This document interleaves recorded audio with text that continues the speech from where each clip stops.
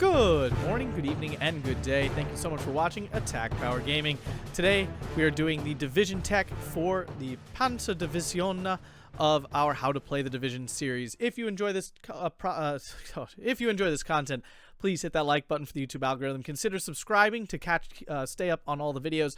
And if you really enjoy the content, please consider supporting me on Patreon. And if you want coaching and other cool bonuses, go ahead and hit that up link above here. Let's dive right in.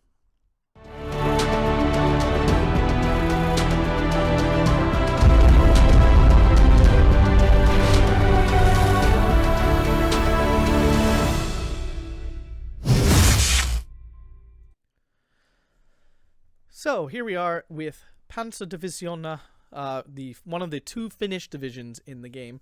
Both are pretty solid. They're kind of niche, but they have some really powerful units that can really go over the top for you. This division here specifically is definitely, in my opinion, a Maverick deck. There's not a great way to build balance. The infantry tab is just too... It's not deep enough. It's too shallow to really get there. Your artillery is too expensive. Your AT is not strong enough. It just doesn't, it can't really go deep. But it does do a fantastic Maverick job. So strengths of the division, it does have access to the really strong Finnish infantry. You just don't get a lot. So it's a plus minus. It's a double-sided sword. You have a great armor tab. Lots of tanks, lots of variety, and quite a good selection that you get to pick from.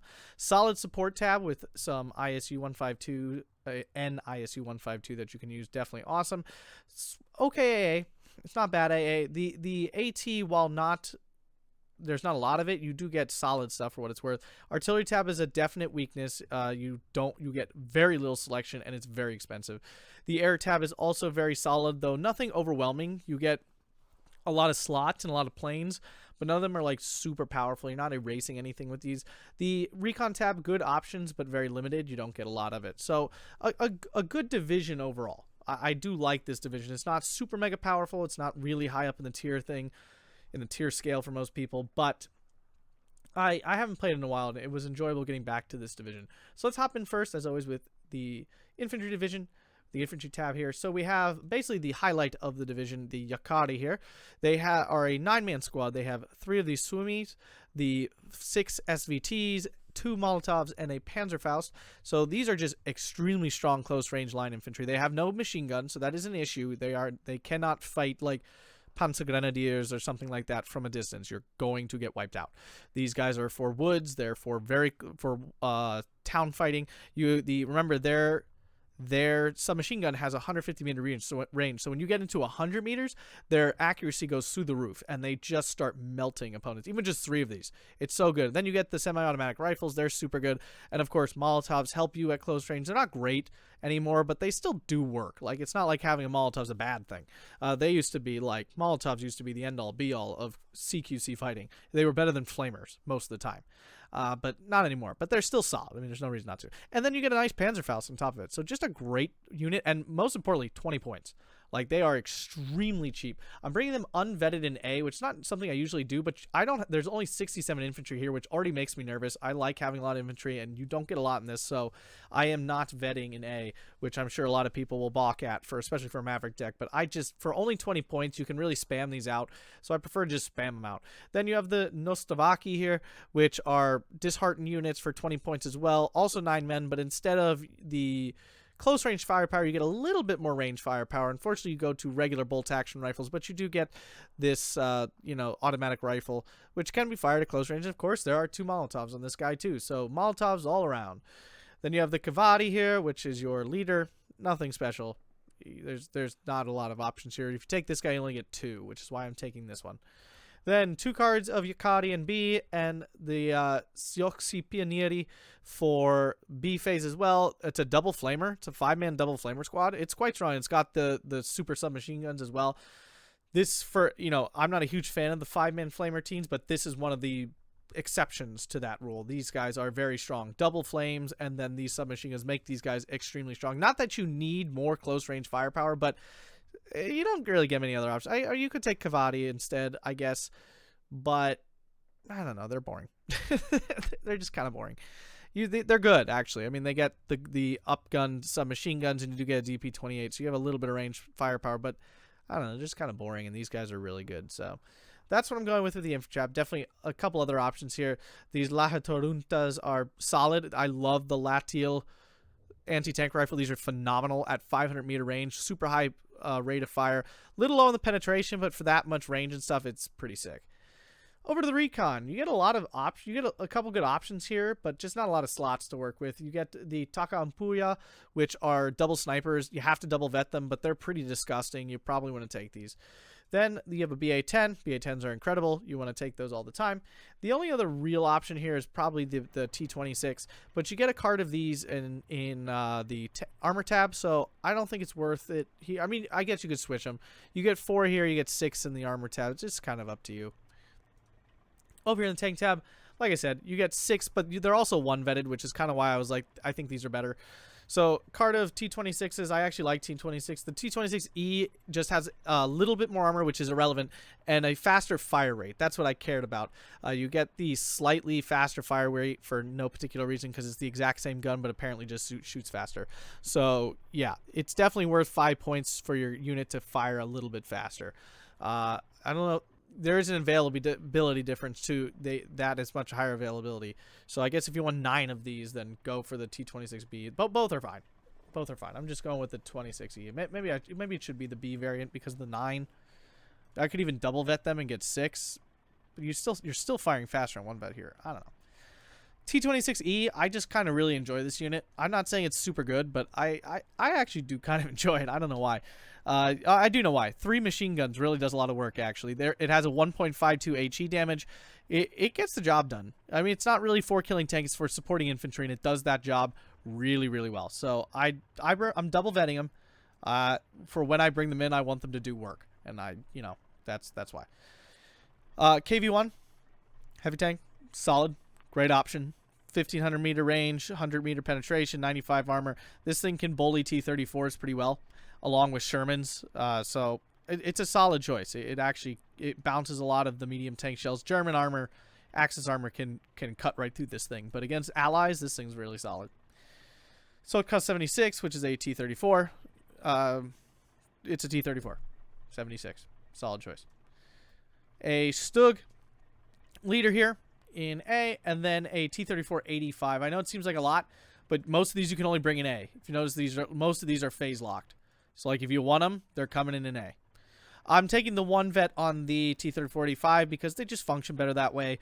And if you're calling it a 110-point unit, you need it to actually kill stuff. It's got 2,000 meter range. I like T-34-85s personally. A lot of people don't. They can be a little cost inefficient at times, but I enjoy having them. They do pretty well. And then in B, I have 2 double vetted cards of Stug 3s, essentially. That's what these are. Sturmies are Stug 3s. So you want double vet Stugs. They're so good. They just perform 10 rate of fire, 10 rounds a minute rate of fire. Actually, I think this has 5 more armor than a Stug 3. So I guess technically it's a teeny bit better. And it does make a difference. It does. When you get into this range of armor between 90 and 100, that's a big difference. So 95 does do a little bit of work. So double vetting these definitely worth it. That's already 32 tanks. You're not going to get to call much more into that. Hopping back in, support tab. Not a lot of options, but the options you have are fine. The machine gun sucks. It's a Maxim, but it's a machine gun, I guess. BT-42. It's your long range, 2,000 meter like HE support. It's a solid choice, 60 points. I don't fully understand the flames. If someone in the comments can explain to me what exactly it is, do the flames just burn? Is it actual flame? There's no way flames are going 1,750 meters. So is this a mistake? I don't fully understand. So someone in the comments explain to me this unit. Commander, ISU 152. This thing it does what it does. It kills stuff. It makes big booms. It's a good unit. And then a card of supply. Not many other options. These are not very good because they're only 520 meter range, so that really kind of cuts down their effectiveness, which is why they're not as good as the Allied version. Continuing on here, we have the AT tab, which has a lot of units I like, just not a lot of units. We have the Latiel L39. Before I did have the basically 45 mil in that place instead. That's perfectly reasonable. I just love these things so much. I prefer the double version of them. Is just so disgusting. So fun to use. And if you can get one of these behind the back lines of your opponent, oh my god, will they wreak havoc. It's awful. Then we have the Taken Toyunta, which is a really large Panzerschreck squad. These guys are absolutely phenomenal. I'm bringing in an A because I have plenty of tanks, so I don't really need a ton of AT infantry, but they are nice to have. Then a Pack 38. These are always great. Bringing an A, and also a Pack 40 in A as well, because I have to bring in A. Otherwise, I'd bring this in B probably. Originally, I did have the Pack 38 in B, but honestly, I don't think I need that much AT guns, especially with the number of tanks.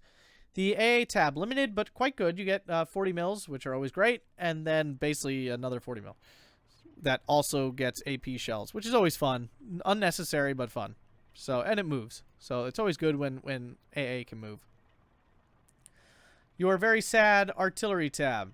You get some 81mm mortars. You get this 150mm howitzer, which is nice. I mean, it's great to have, but you don't get a supply with it, so you have to use your supply on it. Commander, there's the 210mm off map. I do not like these because it's in the air, and it's only going 160 kilometers an hour. Any AA will stop this completely, and this will very likely get shot down by basically anything. So it's very bad resilience. Like this, you will only probably get one charge off it, and I don't think that's worth it for 95 points, and more importantly, the number of activation points it costs you. And finally, the air tab, which is quite solid. Nothing really big or amazing, but really solid. You get these Gladiator MK2 Recon planes that I'm taking. They're actually quite solid. They go 400 kilometers an hour, which is really fast for the biplane. It has bad resilience instead of very bad resilience, which is awesome. It has disgustingly high agility, so like it technically like dodges AA better.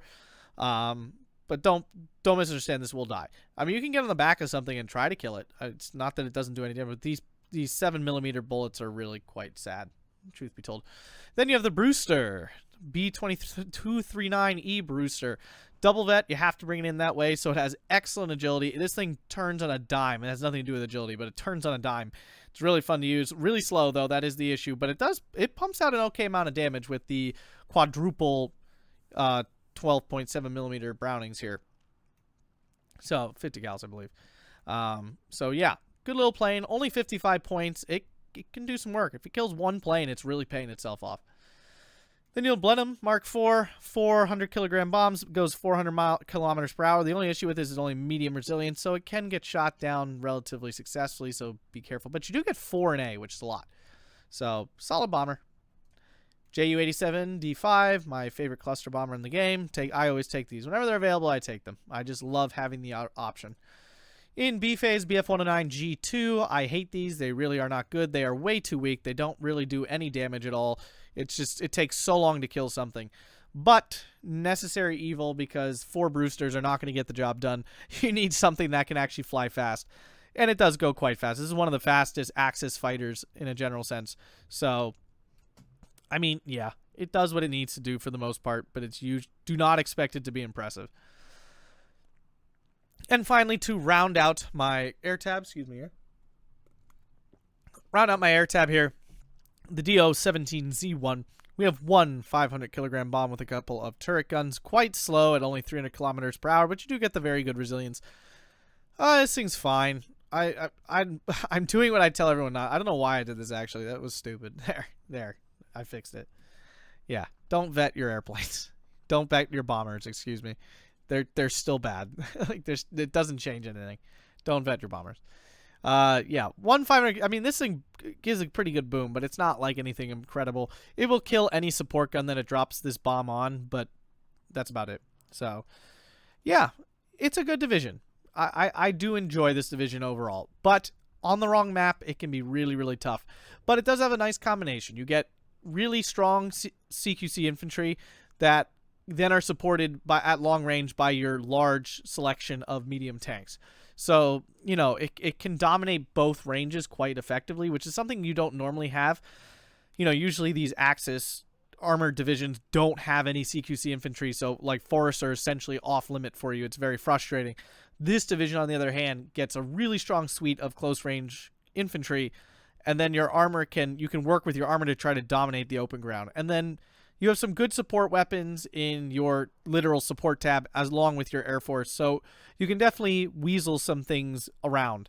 Your artillery will let you down always. There's nothing really there to work with. You don't get a lot of recon to work with. but what is there is pretty solid overall.